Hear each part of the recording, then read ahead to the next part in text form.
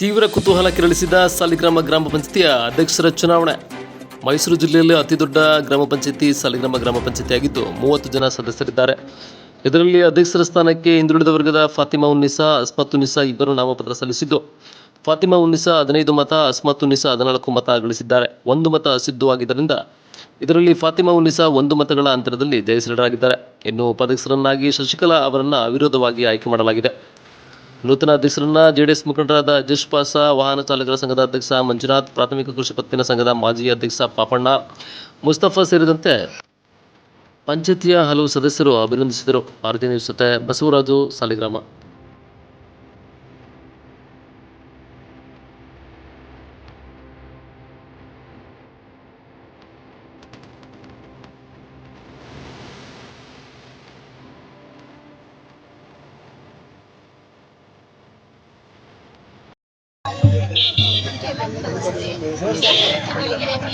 ಅಧ್ಯಕ್ಷರಾಗಿ ಆಯ್ಕೆ ಮಾಡೋದಕ್ಕೆ ತುಂಬ ಧನ್ಯವಾದಗಳು.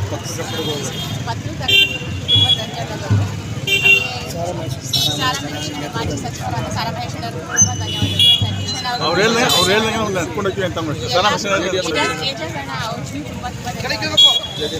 ಜೆಡಿಎಸ್ ಪಕ್ಷದವರು ಎಲ್ಲರಿಗೂ ಕಾರ್ಯಕರ್ತರು ಎಲ್ಲರಿಗೂ ಧನ್ಯವಾದಗಳು. ನಾನು ನಮ್ಮ ಸಾರಾ ಮಹೇಶ್ವರ ಮತ್ತು ನಂದೀಶ್ ಅಣ್ಣವರಿಗೆ ತುಂಬ ಥ್ಯಾಂಕ್ಸ್ ಹೇಳಕ್ಕೆ ಇಷ್ಟಪಡ್ತೀನಿ. ಪ್ರತಿಯೊಂದು ವಿಷಯದಲ್ಲೂ ನಮಗೆ ಫಸ್ಟಿಂದಲೂ ಸಪೋರ್ಟ್ ಮಾಡಿಕೊಂಡು ಎಲ್ಲ ರೀತಿಯ ಒಂದು ಕೆಲಸಗಳನ್ನ ಅವರು ತುಂಬ ಚೆನ್ನಾಗಿ ಮಾಡಿಕೊಟ್ಟಿದ್ದಾರೆ.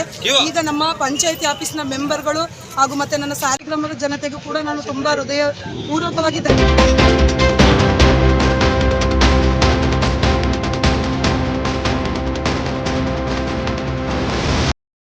ಗ್ರಾಮ ಪಂಚಾಯಿತಿಯ ಅಧ್ಯಕ್ಷ ಮತ್ತು ಉಪಾಧ್ಯಕ್ಷ ಚುನಾವಣೆ ಈ ಸಂದರ್ಭದಲ್ಲಿ 30 ಸದಸ್ಯರುಗಳ ಪೈಕಿ ಇವತ್ತು ಚುನಾವಣೆ ಇರುವಂಥದ್ದು. ಅದರಲ್ಲಿ ನಾವು ನಮ್ಮ ಜೆಡಿಎಸ್ ಪಕ್ಷದ ಸಾರಾ ಮಹೇಶಣ್ಣನ ಪರವಾಗಿ ಸುಮಾರು 16 ಮತಗಳಿಂದ ನಾವು ಜಯಗಳಿದ್ದೇವೆ. ಮತ್ತು ಉಪಾಧ್ಯಕ್ಷರಿಗೆ ಅವಿರೋಧ ಆಯ್ಕೆಯಾಗಿ ನಮ್ಮ ಶಶಿಕಲಾ ಅವರು ಆಯ್ಕೆಯಾಗಿರುವಂಥದ್ದು. ಮತ್ತು ಹಾಗೆ ಅದೇ ಥರ ನಮ್ಮ ಸರ್ದಾರ್ ಮತ್ತು ಫಾತಿಮಾ ಇವರು ಇಬ್ಬರ ದಂಪತಿಯಿಂದ ಅಧ್ಯಕ್ಷರು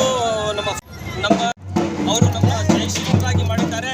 ಅದನ್ನು ನಾವು ಅವರಿಗೆ ಕೈ ಮುಗಿದು ಕೃತಜ್ಞತೆಗಳನ್ನು ನಾನು ಸಲ್ಲಿಸಕ್ಕೆ ಈ ಸಂಬಂಧದಲ್ಲಿ